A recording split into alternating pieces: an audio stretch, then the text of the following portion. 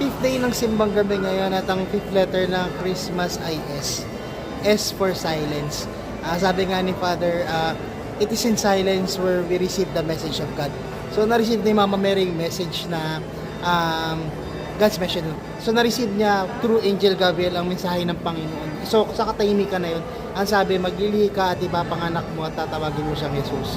So sabi ni Father, also in silence, doon tayo nakakagawa ng best and better or best decisions in life. Yung mga lalo mga major decisions. At ang sabi ng ang ating mahal na ina, ang sabi niya, mangyari nawa sa amin ayon sa wika mo. So ayon sa kalooban mo. So ako'y alipin ng Panginoon, mangyari nawa sa akin ayon sa wika mo. So it is in silence that we will have these messages from God. And also, sabi ni Father, it is in silence. Silence is not empty, but it is full of answers coming from God. So, napaganda ng mga pagninilay na nakukuha namin from, especially sa buhay namin, that maybe we can apply. No? Kung ano man challenges, we can move forward from.